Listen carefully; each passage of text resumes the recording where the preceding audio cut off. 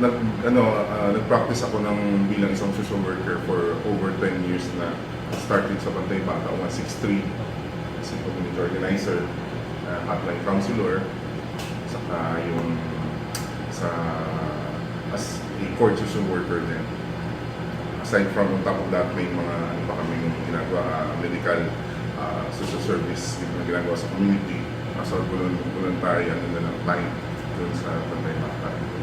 So that's your previous... That's my previous na ginagawa. Tapos, lumipat ako sa isang private agency din, isang shipping company where we do yung disaster response and rehabilitation. So ako yung officer nila doon to organize yung mga tao. Families ng seafarers.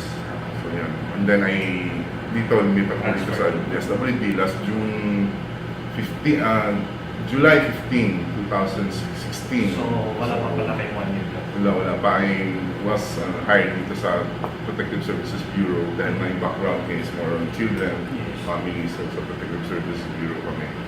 Then, at the time, I was assisting Asik Anton, yung technical aspect ng ginagawa niya, which is yung sa rehabilitation ng mga drug users and dependents. So,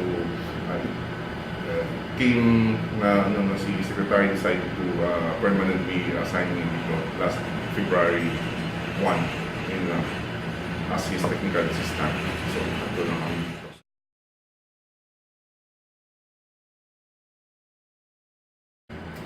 Well, dito sa yung mga natin dito, may mga core competencies tayo na talagang gagamit dun sa in the approaches. Kasi ito kasi is hindi siya walang direct service dito sa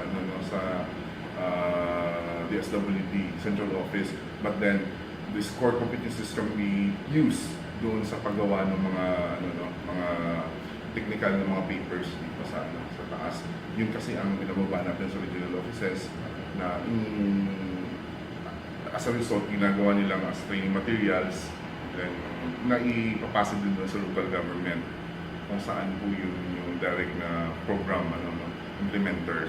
So may mga may mga una-una is may mga core competencies tayo like yung practice ng professionalism. So malaking bagay yun na dapat na observe natin, especially doon sa sa paglagay natin sa context ng paano ito mga services na to is na-access ng mga vulnerable sectors. So dapat nalalagay mo yun doon na diba ay talagang naabot ba to or nakakababa ba to sa baba. So yun yung mga technical na mga ginagawa dito na to ensure na na-reach or na properly na-deliver, properly na-accept din ng tao. Kasi hindi lang naman food ang binibigyan natin dito, kundi mga technologies din. So yun. So, ibig sabihin sir, the general program nanggagaling po sa head office, which is the office you belong? Yes, nanggagaling dito sa DSWD Central Office ang mga programs and policies. It's for the local government unit kung bibilin nila ito, kung implement nila. Kasi wala namang yung power yung DSWD to ipilit sa kanila itong mga programs and services. Only that, alam nila na ito ay first pilot tested and then it's maganda, may basis, scientific basis kung bakit natin ito ginagawa. So, depende na lang sa LG. That's the problem. Yes. Kasi kung hindi ito na-appreciate ng isang mayor, this is So kayo po sa central office, the programs that you are doing is just parang recommendatory lang on the LGUs kasi since LGUs has the power to execute po. Yes, unless na lang kung may mga batas. Okay. So, RA 7610, 9161, yung sa child rights, and then yung sa violence against women, which is RA 9161, na-implement talaga yun. Pero yung mga services like yung mga technologies like yung mga family, we have this programs na family development session, parang mga ganun. So hindi mo ito pwedeng isaksak doon sa page sa kanila. Only that kung dapat na ang social marketing ang trabaho nito para ma-appreciate nila. Pero hindi pa rin, that doesn't really assure na 100% is bibili ng mayor niya. So, ibig sabihin,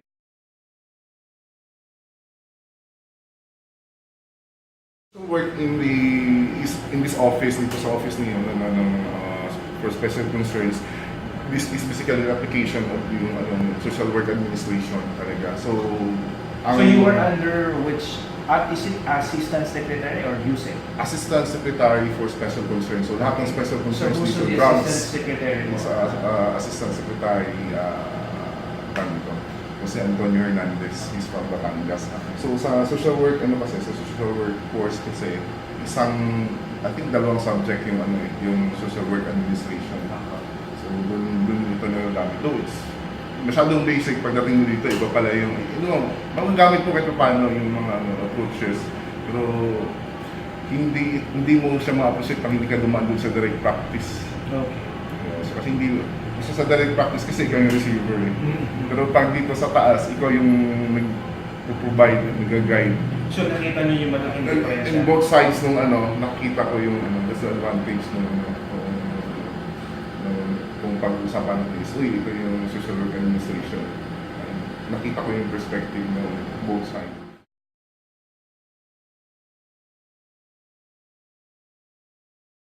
Yun. Yes, generalist approach. In social work perspective is being practice dito. Kasi yun nga, for example, yung pagdating sa drugs, maraming component ito like family involved, the community, the individual. So that's doon mo siya magagamit yung approach na yun.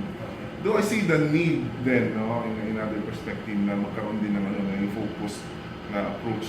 Like for example, yung nakafocus talaga sa counseling, case management. Kasi may mga din tayo talaga na doon. Sa akin personally, may kulang yung ng social work. Kulang yung binibigay na yung mga subjects. Okay, social work. So para sa inyo, the present curriculum in social work, medyo dapat pagdagdagan. Dapat pagdagdagan. So if so ever, ano po yung mga pwede kaya i-dagdag? Well, more focus doon sa tatlong approaches. Okay. Sa case management, dapat may kasali na talaga na may mga focus na yung sa counseling, heavy sa counseling, sa pagsusulat, assessment. So yung research po? Research, yeah. Actually, yung process naman lahat ng tatlong approaches yung research. So, yun yung mga dapat na 5 years, I think, is the best na para paglabas mo, medyo competitive ka na to talk about it. And then, kasama ko sa taas na, actually, my wife is a social scientist dito sa Social Technology Bureau dati. So, doon mo makita, pag kasama mo yung mga social worker, na kulang yung So, hindi lang yun ang observation, kundi yung mga kasama. Exactly, yun yung talaga yun. Hindi masyadong respected yung social work. Though hindi naman, social workers, hindi naman sila, ganun ka, para ma-respect is keto.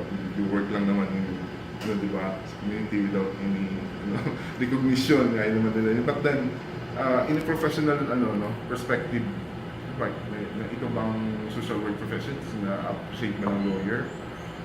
May conflict nga ang lawyer at saka social worker. Kasi iba interest nila sa interest nila. Iba yung, maraming, yun, other professions na, So, anyway, or like for example, yung ibang mga na-appoint dito na yung social worker, hindi naman na-appreciate.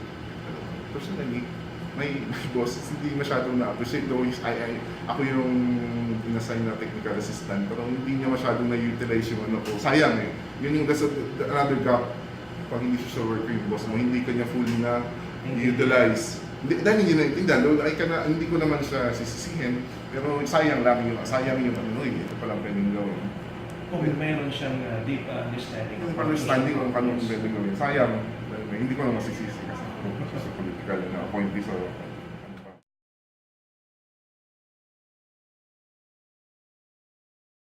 dito sa ano, no, ako lang kasi ang isang social worker dito. And then, This particular this office. office, and then what we're doing now is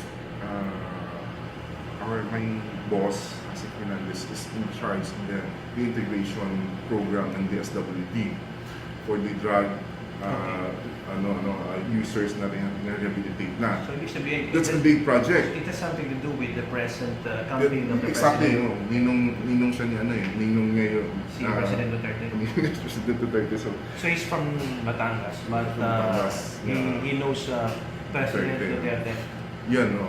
So, yun yung yun yung challenges dito na ako lang mag-isang social worker. Okay. Sa laki ng program na to, ako lang mag-isa. And then, mo sa taas, kulang sa resources ng investment for pag-hire ng employee. Okay. Kasi nakita ko as a technical social worker, dito technical staff, ang daming kailangan asikasuhin. Research, coordination, advocacy, yun yung mga dapat nandito na units na tumutulong sa kanya. Kaya lang, ang nangyari ngayon, ako lang mag-isa. So understaffed kayo. Understaffed. So that's also the yung sinasabi ko nga na hindi niya masyadong naiintindihan yung ginagawa. How to function. And then effectively. Kasi what I'm trying to pinapaano sa kanya is dapat itong pagawa natin ng yung sa drug integration program natin is dapat sustained. Hindi lang siya even after Duterte, dapat ito ay continuous ito. Continuous. So dapat dito pa lang ay maayos na, may support na from other agencies, may support na from all the bureaus here sa DSWD. Yes. Kasi ang kailangan ng support dito is yung Social Technology Bureau, which is the one who's yung papilot ng mga new technologies, ideas. And then yung mga policy development bureau. So isa din yun para ma-ensure na itong ito is policy ito is na ensure na maganda yung walang conflict doon sa ibang mga ibang sa batas natin.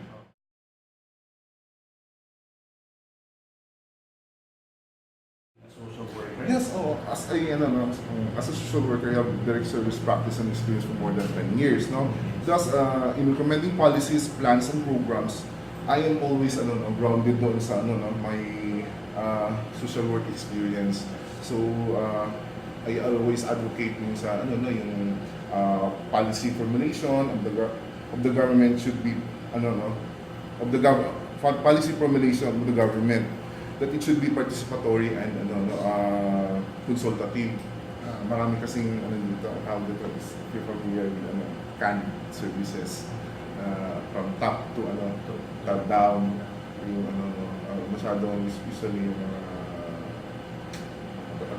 So it seems that whenever you are proposing in making programs, kasi ang intindi ko po, in your present situation, in this particular office that you are serving, nandito kayo sa planning, nandito kayo sa program making, policy formulation. So your experience in your 10-year work as a social worker down the line, dun sa talagang direct service, yun ang nakatutulong sa inyo in thinking of ways and means on how to make plans. Tama po ba? Yes. So yun yung So parang nabaliktad. Dati you are giving the services down the line. Ngayon naman, you are thinking on how to deliver it. Parang gano'n. Yes. So yun. I think yun yung babalik ko kanina na social worker should be dapat may experience na rin sa baba. Hindi siya dapat umiretso dito sa national office. So for you is this, prior to assuming in an office just like this, kailangan talaga malalim yung kanyang experience in relation doon sa down the line practice of the social worker.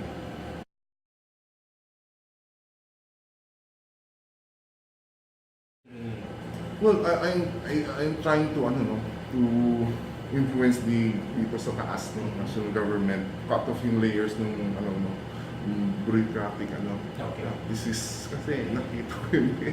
Ngayon na-realize ko doon sa sa private sector pa ako. Hindi masyado puro lang private yung mag-implement ka lang or direct practice. Pero dito pala, yung kasi hindi mo na na-feel doon na ay, may delay pala ito kasi napakawa lang naman sa'yo. Pero dito, pagdating dito is ang tagal natin ibababa. Ang tagal natin ibaba itong project na to. Diba? Parang kailangan na ito sa baba. Okay. Pero nagtatagal pa sa Nagtatagal sa taas. So parang yun nga yung na ma-influence natin sila. To streamline. You mean pagka non-social work related yung nakaupo, doon nagtatagal ganun. Exactly. So, it has something to do with the political system. Yun, it's correct. Kasi nga, since the heads are appointees, appointed. So, kahit sino pwede mo related even without the know-how of the practice.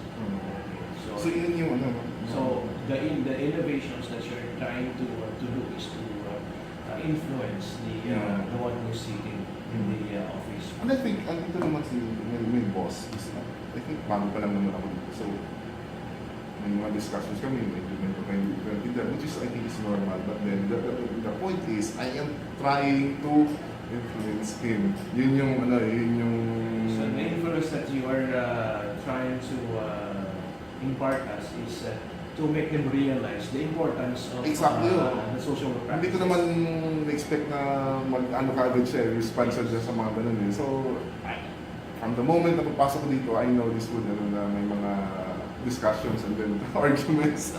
So, that's my way of, advocate tayo So, naman change it. as part of a social work practice, you're trying to be more of on the side of tawag dito, being assertive, no? Like assertive. Kailangan mo talaga maging assertive kasi kung hindi ka assertive and then you're not confident and advocate. Yes. Yeah, so huwag ka na mag-social work So, nagsusunod ka na ng iba't ibang role in innovating your in helping the present administration. And sometimes, maano niya rin, may misinterpret niya when I'm talking with other, because it's professional discussion, diba, marinig niya na I'm talking about ganito na nangyayari. Of course, doon sa OSEC naman yung kinakausap ko, so parang hindi niya na masyado maintindihan na walang personal, ito naman ano lang to, it's more parang discussion within the ranks ng mga social workers na para matulungan siya. Yun mga that's normal kung ikaw yung technical assistant ng isang high profile naman na tao. So, nagkataon yun ng trabaho. Nagkataon yung trabaho kasi kailangan mo insist eh. Or else, you're not effective. Hindi kayo maging effective. Kasi kung ano lang sasabihin niya, which is hindi naman in line doon sa kung di ba, sa tamang approach. At saka hindi, kayo pinatatrabaho. Oo. Ano mangyayari, di ba? So wala. So kailangan mong na magalit sa'yo, hindi kayo magkita. Wala akong magawa. It's part of the job. The next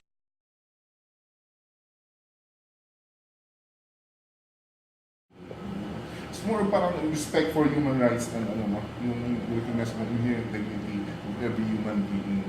Yun yung dapat yung mo. Kasi once na nakausap mo na yung isang tao, sino pa man dyan, dapat yun yung naisip mo na may at ang dito, inherent dignity ng isang tao. So, you have to respect them, ano bang suot niya, you have to listen, just the very basic. kahit saan pa siya nanggaling.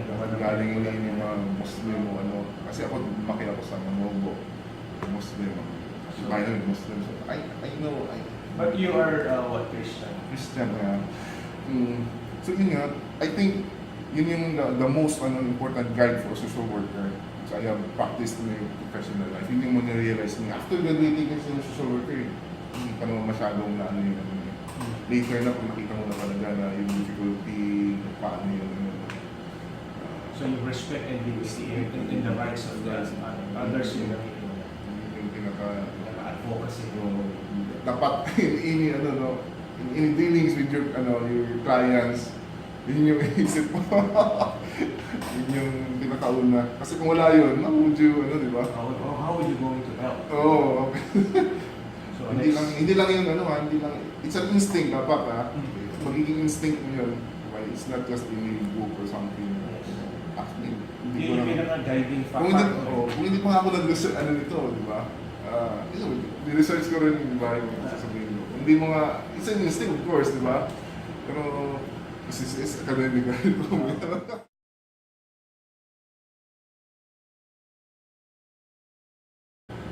Well, dito sa ano, no, since sa policy making, policy making, formulation ng mga technology. So, ang una-una talaga, yung mga basic skills in drafting policies, dapat nakakabasa ka noon, and alam mo ang mga parts nito, and then drafting ng strategic and implementation plans. So, include po yung understanding of different law. Yes, kailangan. Research kasi basic din yun, no? Developing ng communication plan, kasi how would you communicating sa mga partners, and then how would you ibenta itong mga technologies nito dun sa baba. If you're I don't think na I'm not good, pero I'm just And then, pag sinabi mo kasi yung DSWD, central office, and then opisina nyo pa ay dun sa planning and policy making. So, everybody is expecting na ano mga ilalabas niyo dito ay yeah, so dapat nga sa amin, structured dapat nga sa amin dito, dapat collaborative, consultative. So, we're making progress naman. So, In terms of my nakukuha niya naman na okay, so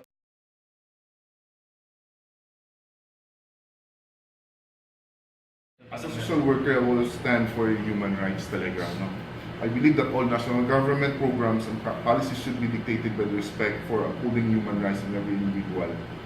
So yung 1987 Constitution natin guarantees the protection of fundamental human rights.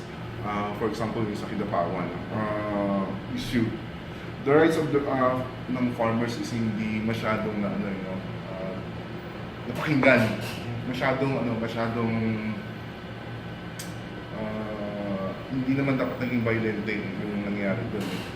Naging violente yung tao dahil hindi na-address properly by the hindi na-address properly ng government yung kanilang kung ano mang hinahin nila doon, concern, agriculture, food, security. So, hindi mo ako nagkakamali, that was happened last year. April na tayo April. So, mainit yun, ha? Mainit. Ang natatandaan kong issue with regards to that ay nagkaroon ng drought. Yes. So, The farmers haven't had their food. No. Okay. And then may mga problema pa sila. grabe talaga kasi for me, doon ako nakatira Alam na po pag summer, kawawa yung mga bata doon. May namatay pa ata dyan, tama ka? Yeah, may nabarelo. Kasi bakit mo naman kasi inano ng mga sundalo ka agad doon? May comment doon na humingi ng pagkain yung binigay ay bata. No. Dapat hindi pulis yung pinapunta mo doon, social worker. The problem is masyadong mga politiko itong mga masyadong may political leaning, ba? Si Lala, yung namin, yung governor is with yung Pinoy, yung naman, Duterte, is diba? So, parang hati sila eh.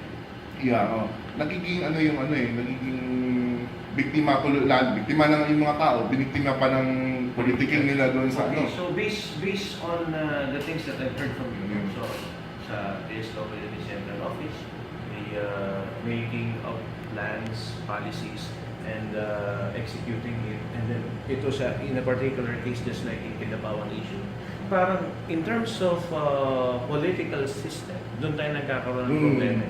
So parang may problema talaga sa atin in terms of helping pag pumapasok na ang politics, tama ba? Exactly, kasi hindi na nasusunod or minsan dito. Yun, kasi malaking influence kasi yung politics kung saan ang kampo mo So may maganda na mga approaches, So, may maganda compromise ang tao. So madaling sabi, hindi importante yung tao kung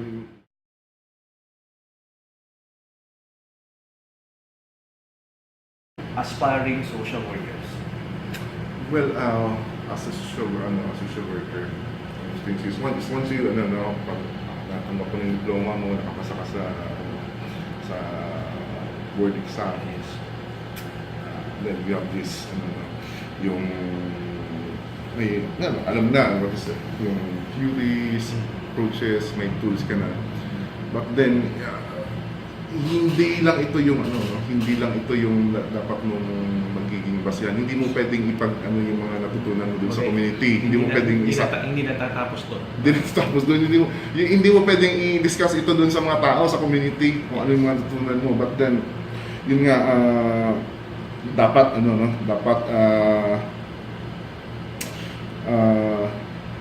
yung basic rule is makinig sa tao, respect, kung ano yung nila, yung wisdom nila. Kasi doon mo makita, or doon nila makita na hindi mo sila dinidigtahan. Okay. Hindi mo inaano yung gusto mo, yung values mo, na diba? Inahayaan mo sila, of course with the guidance, social work approaches, inahayaan mo sila na to make choices. Diba, no? So parang let them discover kung ano man yung dapat nila mag-discover. Ang social worker kasi is an agent of change. Hindi siya, we do not decide kung ano yung what change to impose sa kanila. Which is, ngayon ang daming nangyayari ngayon. No? Impose na ng iba. Ay, ganito ang kailangan. It should not be the case. No? So, yun. We let the people and we are serving and working with to decide yung sa kanilang buhay nila. Hindi natin sila ganito ang change na dapat ninyong gawin. Diba? Yung ulitin ko, marami dito, kahit na dito sa DSWD ganun yung thinking. we are here to help empower them, no? To empower first,